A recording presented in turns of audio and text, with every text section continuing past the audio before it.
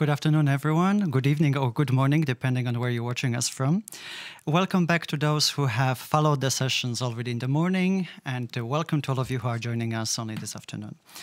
Now, the panel I'll have a pleasure to chair is Preventing Conflicts in Cyberspace Navigating Multi-Conceptual World. And as you have probably realized by now, I'm not Joyce Hackme. My name is Patryk Pawlak, and I'm Brussels Executive Officer for EU Institute for Security Studies here in Brussels and in Paris. Now, Joyce unfortunately couldn't be here with us, so I'll have the pleasure of joining our very competent panel of experts to discuss the question of preventing conflicts in cyberspace. Now, a few housekeeping rules before we dive into the content. As in the previous sessions, we are going to collect your questions through the menti.com. You can see the code on the screen, or you can simply press the hyperlink below the screen where you are watching us currently. We also are going to tap in from time to time to our visual stories tool operated by Visuality to give you an idea of the main concepts and ideas that we are currently working with and discussing during this session. So without further ado, I would like to introduce our esteemed panel of experts. You also have their bios on the conference website. Joanneke Balfoort, who is a director at the European External Action Service, responsible, among many other things, for cyber issues. We have Ambassador Guilherme Patriota, who is the chair of the UN Group of Governmental Experts. His colleague from the UN GGE group, Johanna Weaver, who is representing Australian Department of Foreign Affairs and Trade, and Latha Reddy, co-chair of the Global Commission on Stability in Cyberspace. So we have a great panel of experts, but very little time. So I am not going to spend more time on introducing the topic, but maybe dive directly into the conversation. And when we were drafting the program, one issue that we realized is very often neglected in the conversation about preventing conflict in cyberspace is that despite the fact that we all operate with the same terminology, we use the same words, we use the same concepts, we have the impression that many of them actually get lost in translation as we're having these conversations, which very often is at the core of disagreements that we might have. Sometimes those concepts may help us facilitate the conversation, make certain stories easier and simpler, so that we can comprehend them in a more clear way. But that is not always the case. Most of the time, actually, they result in confrontation. And as you know very well as diplomats, weeks and months of negotiations around the table where you have to try to figure out how to replace certain words or square the circle so that everybody is on the same page. So I think the very simple question I would really like to start with, or maybe not so simple, I would like to start with is really to what extent do these different concepts are indeed an obstacle or help us navigate the world of cyber diplomacy with the aim to prevent conflict? And how can we overcome those? I mean, Joanna, you are actually sitting representative of Australia in both Open-Ended Working Group and UNGGE. Open-Ended Working Group was created exactly to expand the scope of conversation, which was perceived by many as being too limited and maybe sometimes too like-minded, if you can say so, among talking about the members of the groups that you have. So why don't we start with you? Then I would suggest we go to Ambassador Patriota, then Director Balfoort, and Latha, I would like you afterwards to bring maybe the conversation from a more multi-stakeholder setting where the challenge is probably even bigger. Within the Global Commission on Stability in Cyberspace, you were involving so many different actors into the conversation, private sector, civil society, but also the governments. You spend weeks, or if not months, trying to clarify the concept of stability itself. So I think that would be a very interesting start for our conversation where we pick up with you. But Joanna, why don't we start with you and your experience both from Open-Ended Working Group and UNGG when it comes to multi-conceptual worlds? Sure. Thank you, Patryk. Good evening or good morning, colleagues. It's lovely to be joining you here from Australia.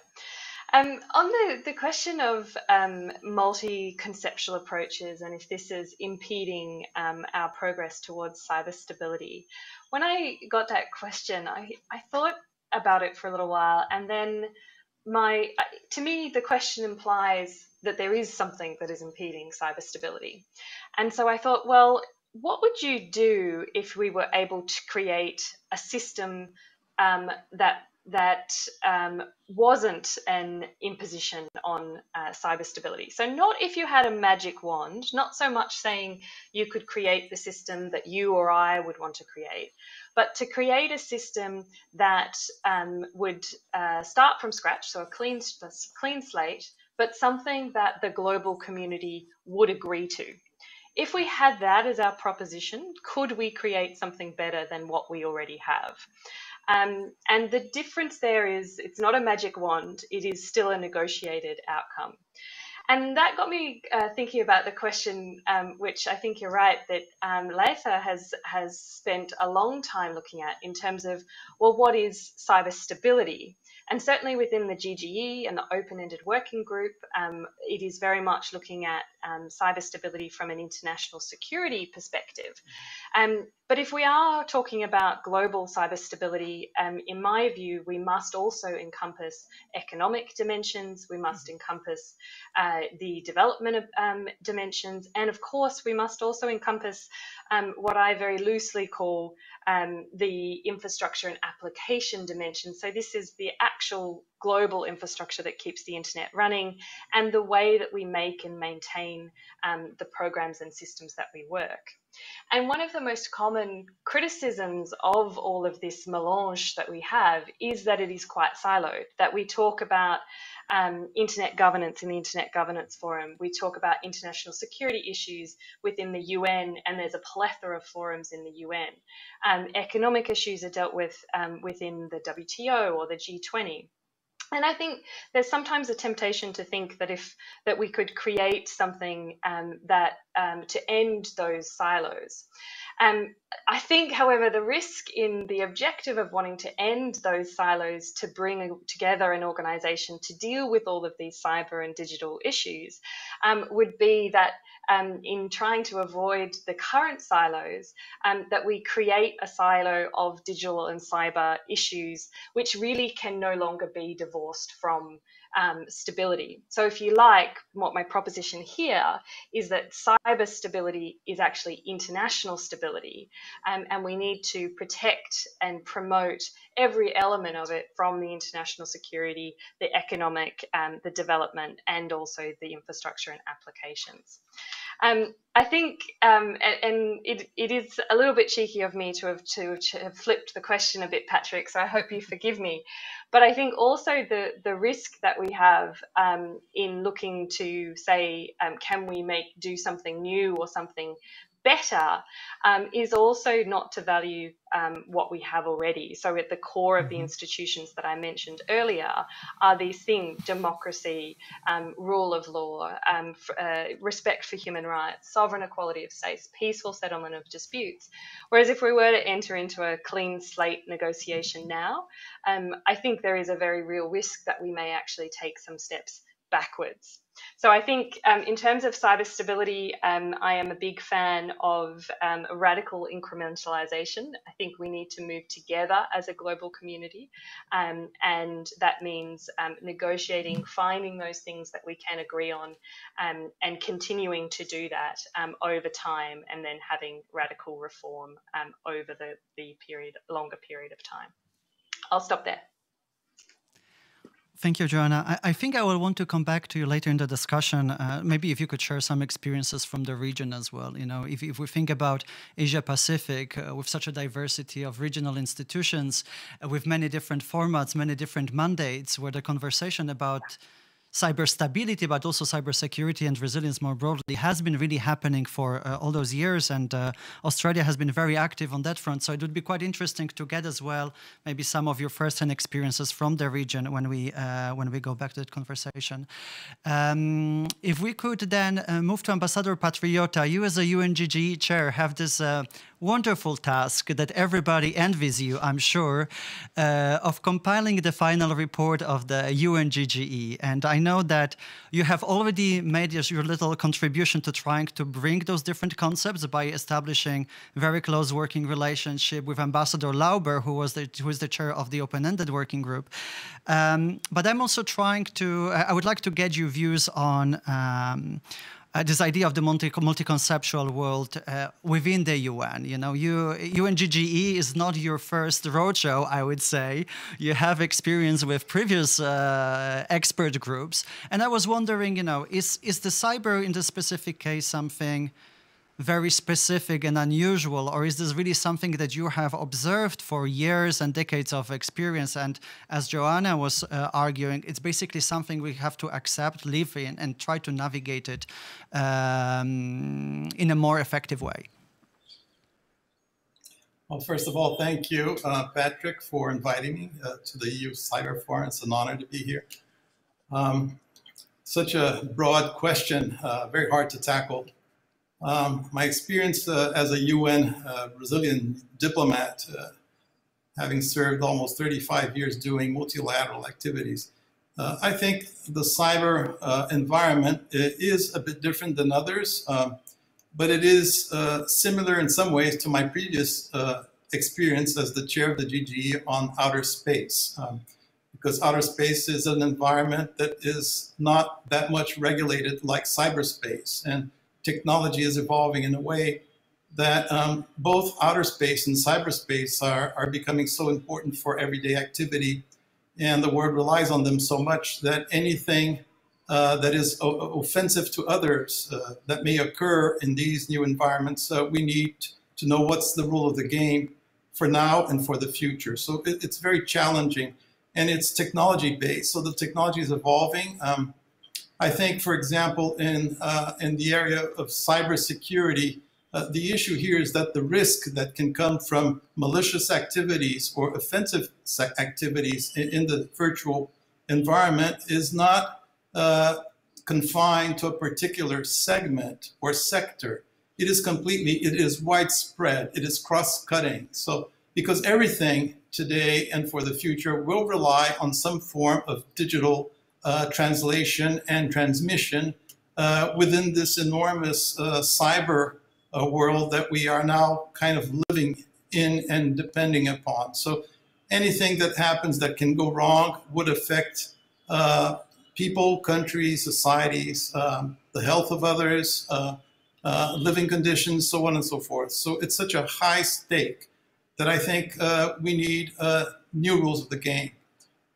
We have differences in approaches as to how to deal with it. So some would prefer a more traditional sort of legal tract where you negotiate treaties and you adopt obligations and you have clear-cut definitions, and countries at the state level take up these commitments that are legally binding. That has worked for some areas of peace and security discussions and disarmament. It has worked to a certain extent in the nuclear area.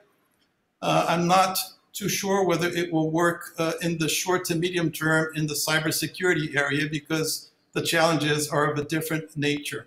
It's an all-encompassing issue. And you have not only states, you have other stakeholders that can be part of the threat, and they can also be the victims of these malicious acts. So what the GG is trying to do is to bridge these approaches and to bridge also different interpretations as to what are the priorities and what we need to tackle. So we have to discuss the issue of how international law applies in this new environment, very fluid, almost borderless. We have to discuss how to protect people's individual human rights, the right to privacy, for example.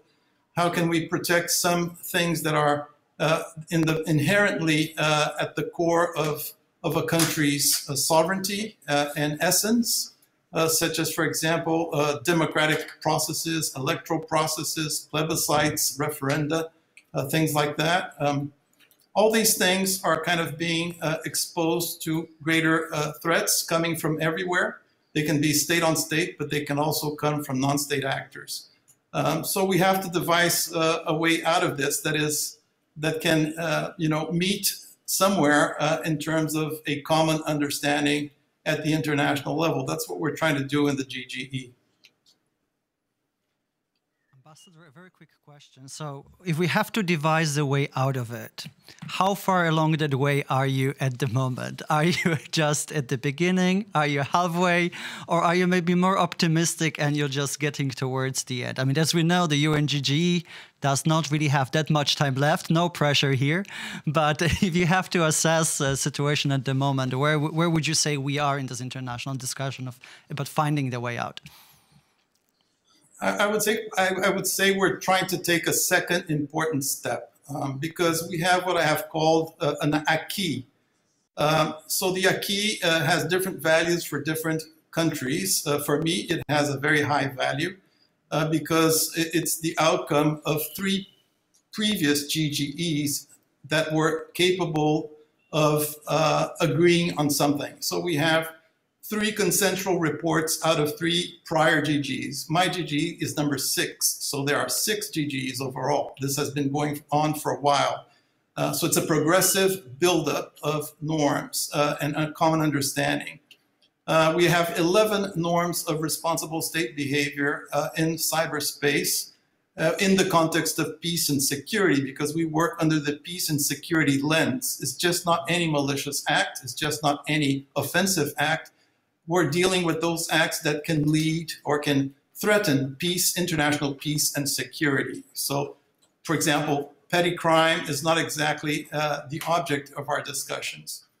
And therefore, the acquis of these norms, of these confidence building measures, the reports that were adopted in 2010, 2013, 2015, we're trying to bring a new layer of common understanding, that could be acceptable to the international community. The GGE has 25 members designated by 25 states, but they reflect a balance of countries and regions. In our GGE this time, we're giving greater importance to regional points of view as well. So in addition to national views and then trying to attain some sort of international common understanding as to what additional step we can have, a guideline as to how the norms should be implemented, how everyone should see the norms more or less along the same lines, because we need convergence. This is a work towards convergence. I think the other option is not very good. That's why I have to be optimistic, because the other option is simply not having anything that represents some kind of international agreement or common understanding, and everyone will do their own thing and react to threats in their own way, nationally or at the best regionally. But this could lead to fragmentation of the international order as the virtual world expands and become more and more important. And also even some offensive military activity can happen and occur within this new environment. So I think dialogue is the best outcome, and we need to build it would be great if we could just do it in a single leap, but I think we will need to keep this conversation up and build it up progressively as we move along. Thank you, Ambassador Patriota. I think probably the only other person best fit to understand the dilemmas you're facing is Director Balfourt here, who works for the External Action Service, but she has to reach a compromise among 27 member states, not among 25. So I think there is the challenges you're facing, she probably can sympathize with very well.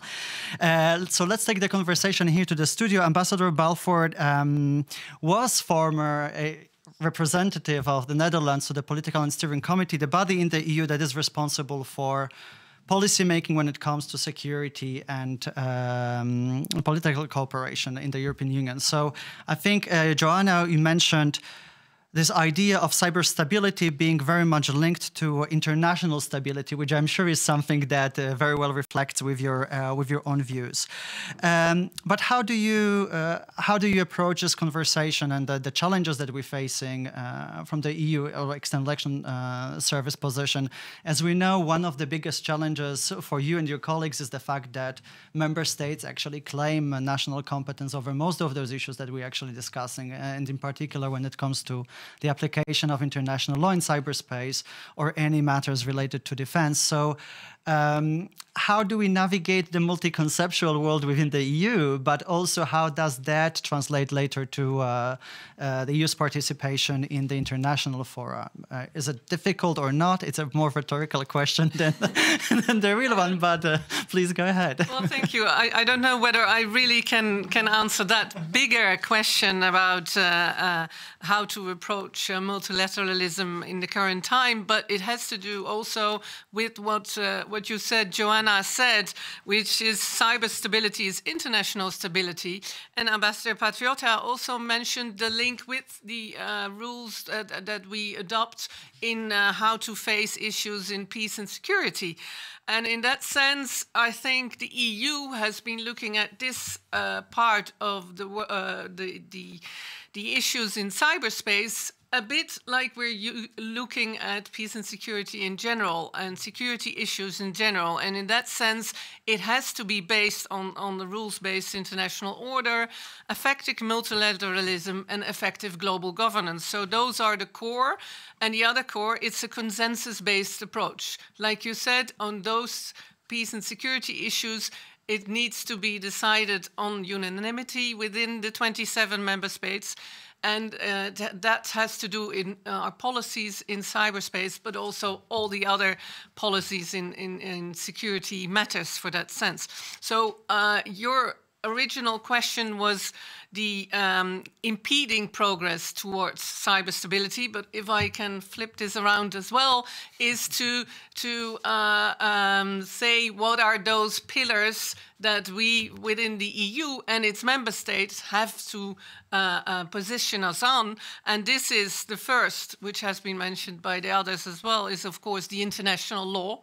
And the international law applies to cyberspace. And this is something we all within the EU think it's very important to emphasize that, and that it can only be grounded on existing international law, including the UN Charter in its entirety, and international humanitarian law and human rights law. So this is the first. The others is the discussion about norms of responsible states behavior, also a similarity in international security issues. So we have to abide by the norms agreed consensually by all states, and we have to set standard for responsible behavior. And this will allow the international community also to assess the activities of and intentions of states. And a third is the practical means to prevent conflict, and that has to do with confidence-building measures. And they've been developed especially also in regional organizations such as the OSCE, but also the Organization of American States or the Asian Regional Forum.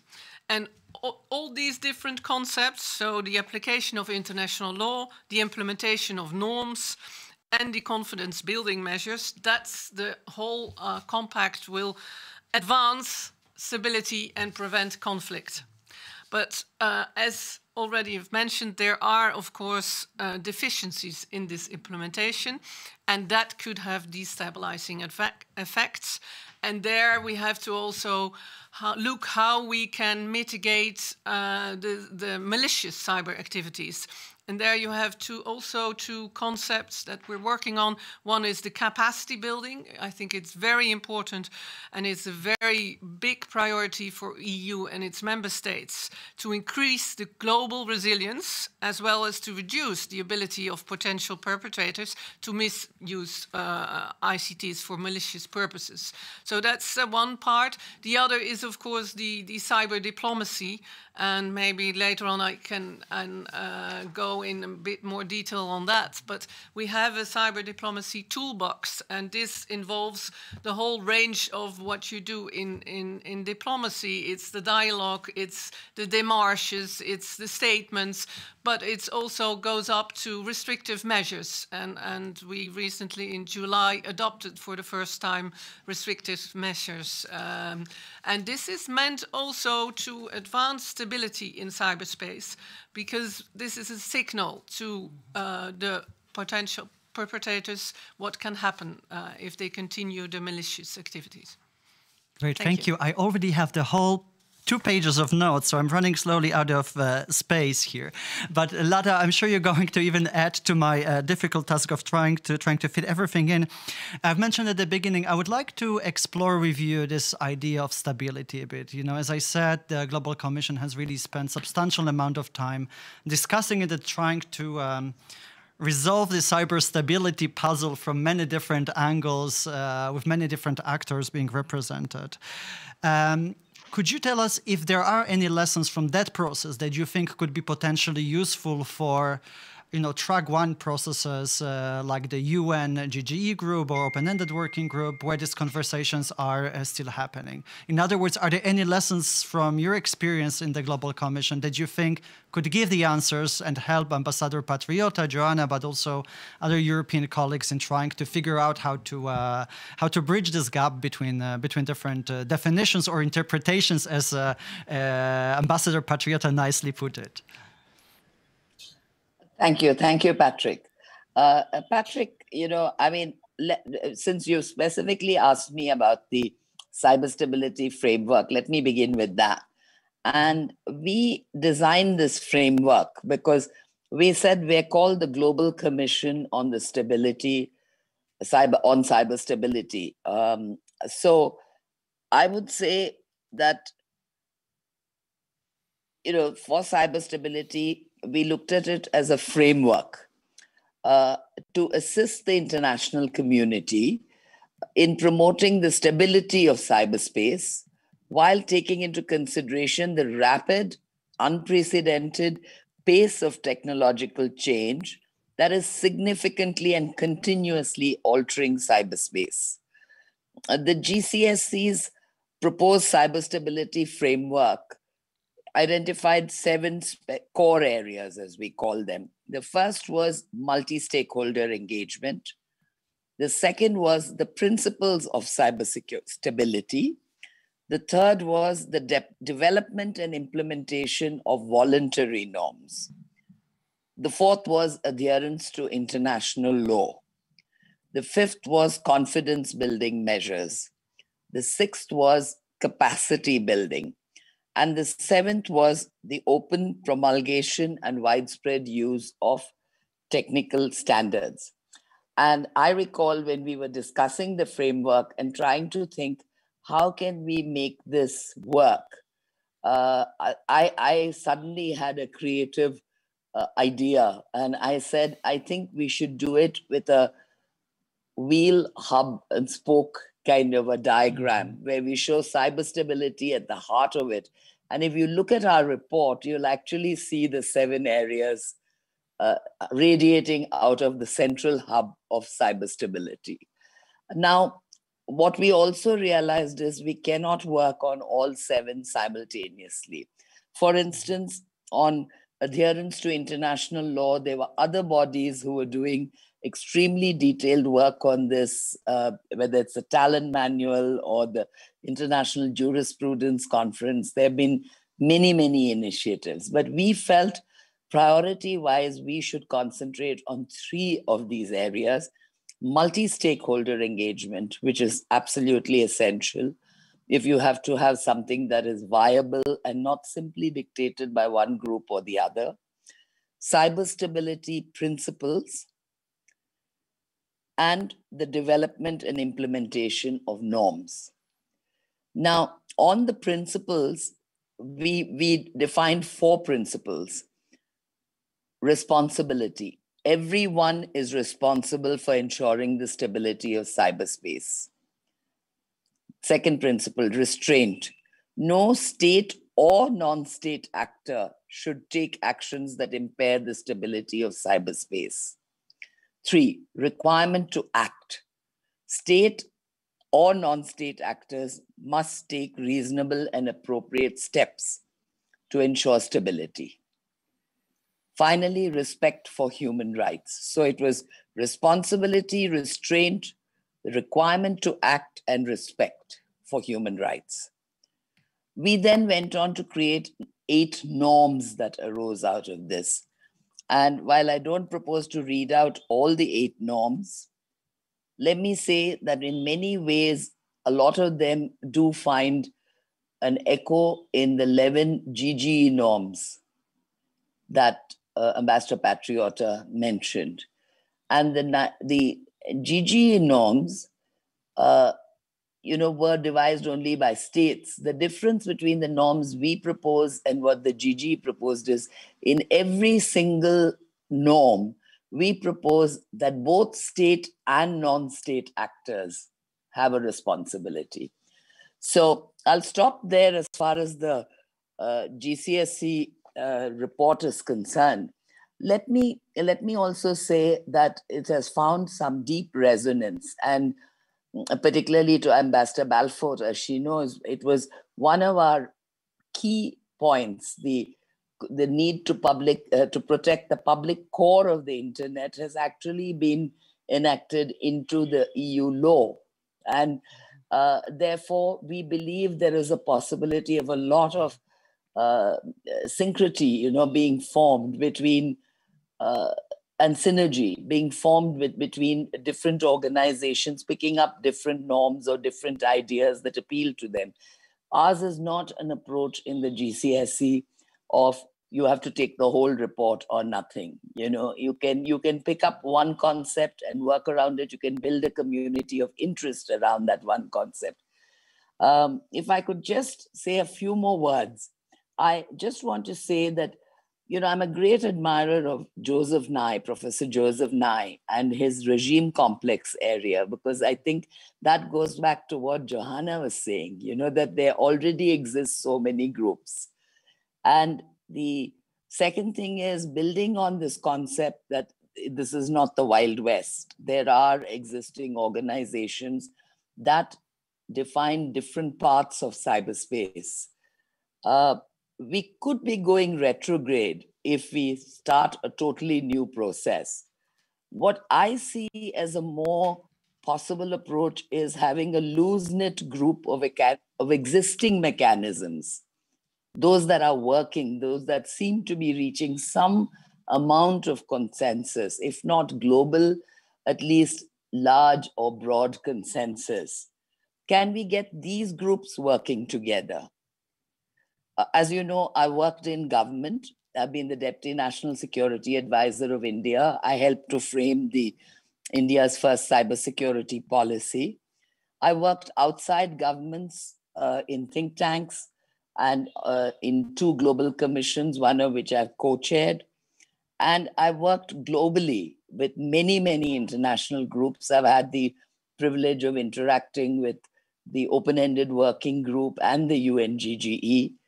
And my focus has always been on norms, principles, internet governance, and a multi-stakeholder approach and international cooperation.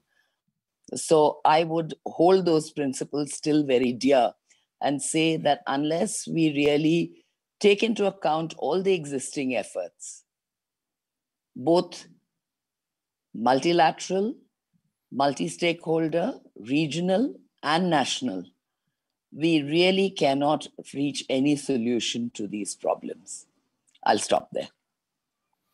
Thank you very much. That opens so many other boxes, but you've mentioned the regime complexity. We're going to have a very interesting panel this week on the new era of digital and cyber alliances, where we're going to talk to Samir Saran, Kasper Klinge, Abe Newman, people who have actually worked on these new alliances emerging. So something around the loose network that you have just proposed probably is also going to come up in that conversation.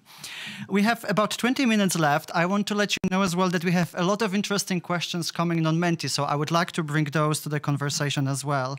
So if I can ask you to be really brief in this follow-up responses. Now, I would like to maybe group a question for Johanna and Director Balfoort in one. Listening to you talking about implementation of norms, looking at the work that the EU does with cyber diplomacy, Toolbox, for instance, Johanna, Australia's work in the Asia Pacific, where you have really invested a lot in cyber capacity building, but also diplomatic efforts. I'm wondering whether maybe this conversation about implementation of norms and this really very practical efforts that international community is undertaking is not the right path to overcome those challenges of multi-conceptual world. In other words, maybe actually the old good learning by doing is the best way forward, rather than just negotiating different texts and agreements. Director Balfourt, would you like to react first? I see you smiling. I hope it's a I think, and this is, of course, I'm smiling because the first answer I would give is maybe two diplomatic answers, because the one cannot go without the other, because I think we need to continue the negotiating, but this is also the negotiations is also a way of learning by doing, because we are all learning by doing and especially in this part of international security, is still quite new, and this is an area where we're learning by doing and by experiencing. And this is why I also mentioned the capacity building aspect of it, which is very important. But the implementation at the same time. So we need to, and also, and the third is what was mentioned by getting it into EU law. In the same time, we're also, especially within the EU, thinking about how to look at legislation that we need, and this also has to do for internal security, because that's the difficult aspects also is within the EU. We have to deal with cybersecurity within our European Union part, and this is not the area I'm responsible for, but it's one that the one cannot go without the other. So I'm responsible for the external dimension, but that also means that you have to deal with everyone who's also looking internally within the EU, how we go on with cybersecurity issues. So that's for, yeah. And I think the very interesting illustration as well of this learning by doing is exactly, you already mentioned cyber sanctions regime that was enacted this summer for the first time with the first listings, and so many other tools that actually fall in the scope of the cyber diplomacy toolbox that many countries are really interested in. Just to mention very briefly, last year we have organized the Track 1.5 consultations, for instance, with Japan or India, exactly concerning the possibilities of cooperation in the implementation of the cyber diplomacy toolbox. So that's very helpful. Johanna, your experience from the region and what's your take? You know, I follow you on Twitter, so I see these wonderful pictures of events and initiatives that you guys are implementing in different parts of the world. Recently, Australia has also adopted a new strategy, so I'm wondering to what extent these efforts have been kind of pulled together in the new document, and what is the new thinking? Yeah, Patryk, I think one of the advantages of being situated where Australia is we have exposure to a lot of countries who feel very viscerally the geopolitical strategic competition that's going on at the moment.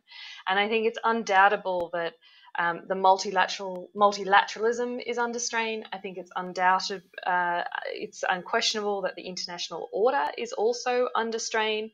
And I think that all, when combined, when you're having conversations about cyber stability, really has made our region focus on valuing what Ambassador Patriota refers to as the acquis. So recognizing the significance of, for example, having agreed that existing international law applies. It's such a simple sentence, but with it brings so much significance behind it.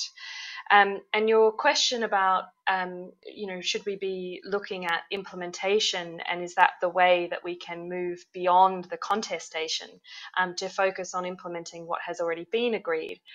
I very much am of the view that yes, it is. There are some countries who are pushing to keep moving on, to keep having something more than we had in 2015. And I think we absolutely do. We have to keep negotiating. We have to keep identifying the areas of commonality that we can keep moving forward.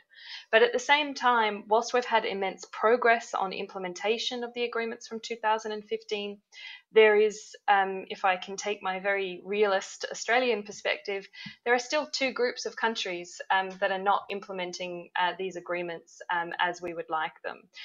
The first group of countries is a group of countries that are choosing not to implement those agreements and perhaps even willfully ignoring those agreements.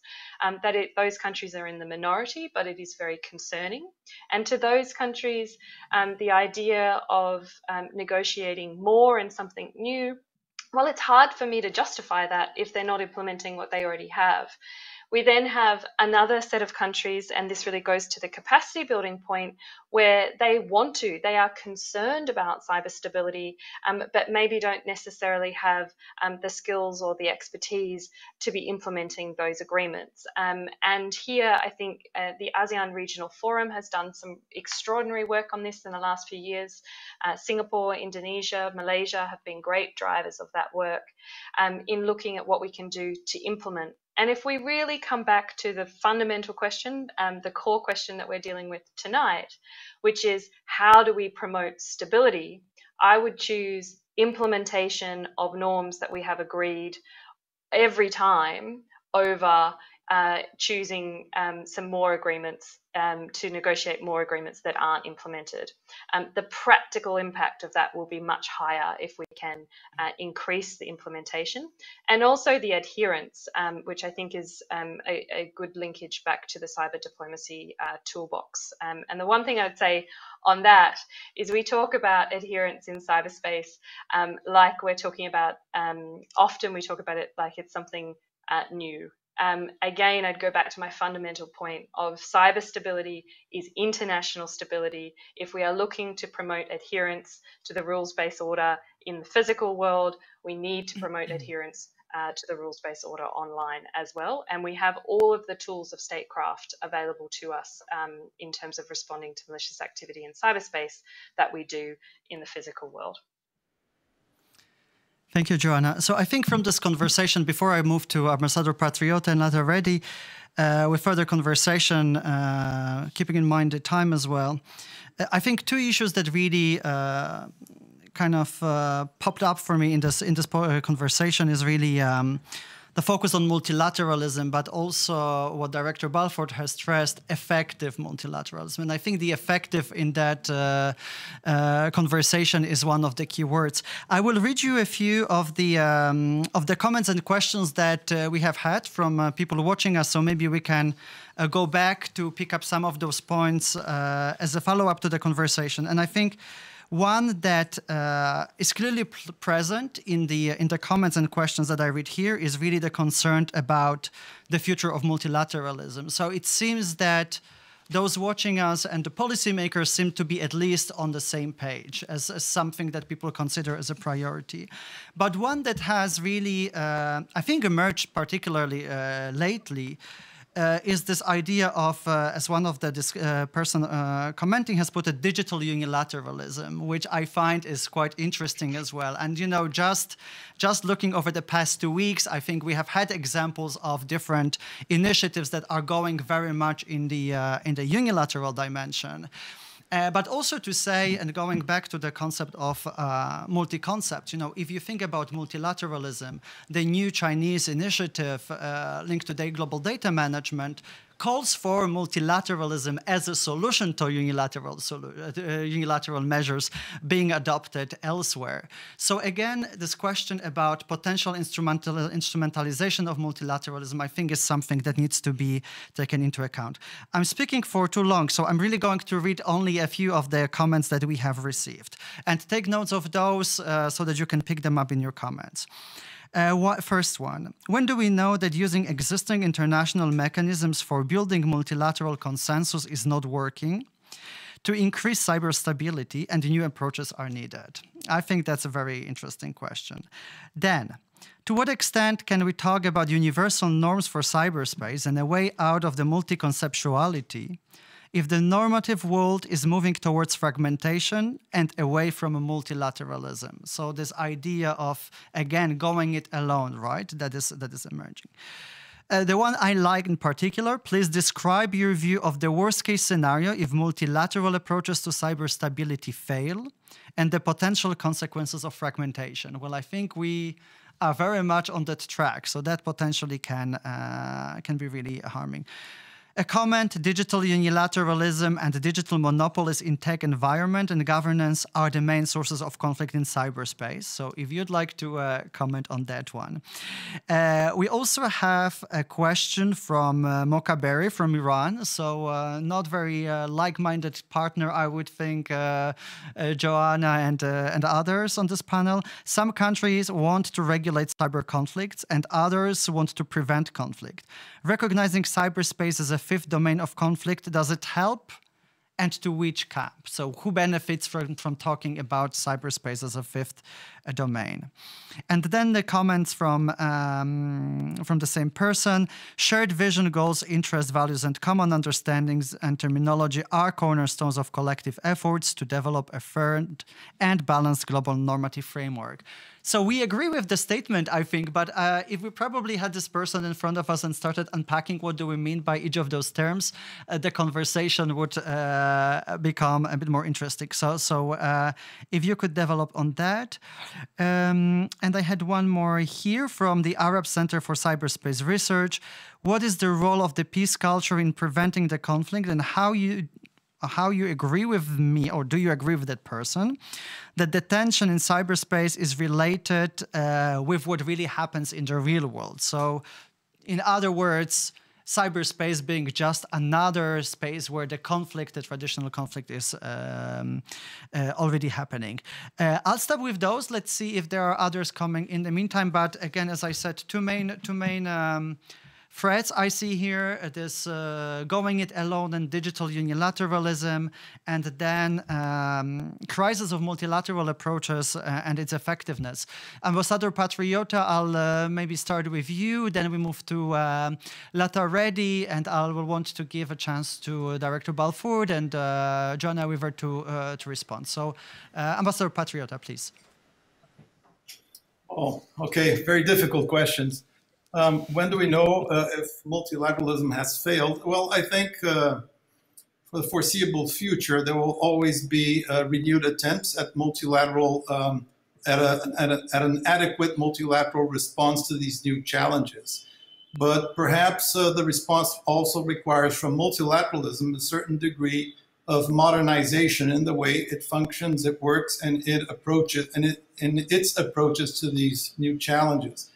Because I think, it's the problem, whether it's in the real world or in the virtual world, it's a similar problem. It has to do with the old issues of rivalry, competition, so on and so forth, and misdeeds.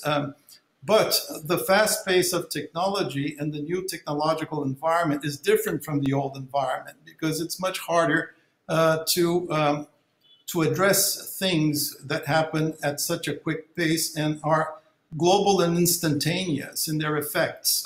So it's very difficult. Traditional lawmaking is great. I think as Brazil, we're a large country, huge territory, lots of people, and we have a huge digital footprint. I think we're one of the largest users of internet on a per capita basis. So, for my country, I'm interested in digital stability, in peace and security, and some predictability and norms and rules. But on the other hand, if we start negotiating and putting all our eggs in one basket of this an international treaty, for example, legally binding, it's going to take a long time to get there. Plus, a lot of things would have already happened once we do, because malicious acts, they are so many, so plentiful and hard to detect. And the risk of misinterpretation as to what's going on is extremely high. So you need, from multilateralism, you need a different approach maybe. And I believe that perhaps this more fluid notion of norms of responsible behavior, backed up by a very strong confidence building measure architecture or framework, and a lot of capacity building and regional activities to strengthen the hands of weaker countries or countries that are not as prepared to tackle these new challenges, because it can affect everybody, including the weakest of states. They're also vulnerable to all these attacks and misdeeds. So I think, if we can build that infrastructure, it's much better than nothing, because the alternative is digital unilateralism, which I think increases the risk to international peace and security and makes everything much less stable if everyone starts to act on their own. I hope the processes in the UN will continue. To me, a sign of dysfunctionality is not having any multilateral process in place at all. That would be very negative. It happened during 1 year in 2018, and I think it was a negative experience to the extent that now we have two parallel processes going on. So we have an OEWG, which integrates all of the UN members, so it's more inclusive. And then we have the GGE, which with its traditional smaller constituency of states that represent all regions of the world, but that perhaps can go a little bit deeper in substance to produce a new layer of common understanding in the more specific areas that I think for an all-inclusive working group, open-ended, it's more difficult to tackle that one because they're slightly more political. Worst case scenario is conflict, on the basis of cyber weapons and things like that. I think a lot can be done to improve stability, because I know the Global Commission that Dr. Reddy is a member of, and quite honorably so, it deals with all dimensions of the cyber security problem, whereas I am more focused towards the international peace and security dimension of it. So for me, it's harder to be more multi-stakeholder. But we have attempted to provide openings for inputs coming from all directions. We have open-ended consultations of the GGE, and the GGE has gone to all the regions to learn from the regions directly, including the African Union, what is going on, what have they done in the area of cybersecurity. There are lots of examples there. Thank you. Thank you, Ambassador. Latha Reddy, would you like to jump in here as well, please? I would, and I'd actually like to address some of the questions that were raised. Mm-hmm. And to me, the central question was the question that reflected the fact that tensions in the cyber world reflect the tensions in the real world. In other words, it's geopolitical realities and the inevitable struggle as the old world order moves towards a new world order that are creating much of the conflicts in the cyber world. For instance, what you call digital unilateralism and what we in our work at the East-West Institute call tech nationalism is definitely an outcome of that. The perceived failure of the multilateralism or the giving up on multilateralism as a concept to solve the cyber problems is also a result of that. Because if you do not have geopolitical trust between countries, they would not accept that these initiatives are universally acceptable. Thirdly, this kind of conflict in the geopolitical world creates conflict in the cyber world, and which in turn will lead to fragmentation. So in some ways, all the issues raised will arise out of this geopolitical confrontation. So I just like to put that in context and to say that unless we have real trust between nations, it's going to be very difficult to achieve our aims. Director Balfour, Johanna, comments on the questions that we have heard. A lot to chew on. So I'll give you some time as well, please. No, if I can, I mean, I couldn't agree more with both speakers, but that's also agreeing means also acknowledging the difficulties and that the the tensions in cyberspace are reflected to what's happening in the real world, and your digital unilateralism and how to keep, and I've said it before, the effective multilateralism.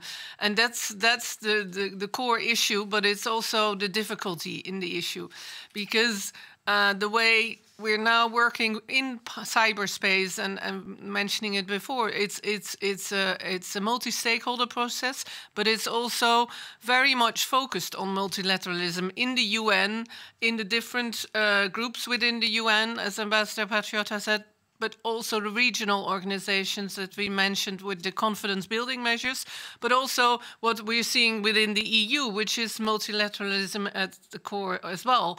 So what we need to look is not look at we need to have an open approach to all initiatives, but we shouldn't lose ourselves in going after completely new rules or new multilateralism. We have a current mechanism that we should be focusing on getting it more effective and not looking for other ways of multilateralism or new ways, focusing on the current platforms that we have and use it effectively. Johanna, would you like to join? Sure. Thanks, Patryk. I'm conscious of the time, so I'm just going to hit on a couple of the points. One I did particularly want to jump on was a comment that you made about Iran and Iran not being like-minded. I think actually if you listen very closely to Iran's submissions in the open-ended working group, there is a lot that we are of like mind about. And that leaves me optimistic, notwithstanding the geopolitical circumstances, that we will be able to make progress in the work that we're doing. On the question of how do we know if when cyber multilateralism is not working, I think the easy answer to that is we are in cyber conflict. And by conflict, I mean that in the context of international law. And I think also the question about the failure of multilateralism, again, to go back to my initial point, if we're talking about the failure of multilateralism in the context of cyber, these two processes, the GGE, the open-ended working group, may not reach a conclusion that we want. I'm optimistic, but they may not. But that doesn't necessarily mean the failure of the processes. And again, I think we have to look at that in the broader sense of what conversations, continued conversations, even if we don't reach consensus, what that signifies and the ongoing discussion, the importance of that. But then to pick up on another of the questions that were raised, well, what happens if we do end up in a situation where we have fragmentation? And I think this fits really nicely with comments that in fact everyone has said, is if we are in a situation of fragmentation, then Australia will continue to abide by international law in cyberspace. We will continue to abide by the norms that we have agreed to, and we will continue to respond when they are violated, and we will continue to uphold the values and the principles that we hold dear. And I think that respect and commitment, regardless of what happens next to the international rules-based order, is going to be a central and defining point. I say all of that, but I do want to underscore I am still optimistic that within the two processes that we are involved in, that there is common ground. And if there is a will, and if geopolitics allow, I think we can take that next step forward that Ambassador Patriota was talking about. Thank you, Joanna, and I happily stand corrected. I'm very glad to hear that there is room for cooperation and dialogue with Iran when it comes to cyber diplomacy norms, international law. That's the best news that you could have passed. So thanks for correcting that. I would like to use 30 seconds to maybe have a quick look at the visuals that our colleague Mara has been working out throughout the session, trying to make sense from the conversation that we had over the past 1 hour. So the idea of fragmentation, learning by doing, trust between nations, all that came up as well. Of course, preventing conflict in cyberspace has been a dominant theme, but I very much thank you for engaging with me and playing along in this conversation about multi-conceptual world, which I know is not something that we normally pick up when we talk about preventing conflicts. So thank you very much for sharing your thoughts with us. It was really a very pleasure to have you here. Thank you, Joyce, for giving me the opportunity to chair that session. Fingers crossed for you. For me, it was a real blast. And finally, I would like to do something that I don't think is done very often. We just thank you guys for all the hard work you're doing. We always think about, or sometimes think about diplomats and for us as a talk shops and nothing really coming out of it. But I think in this specific case, you have proven all the researchers and analysts wrong, that actually there is this deep and very time-consuming process behind that actually has a bigger objective and vision behind. So I very much appreciate all your work, and thank you for joining us today. To all the viewers, thanks for following along, and please join us for the next session that will be devoted to cybercrime. So thank you all again.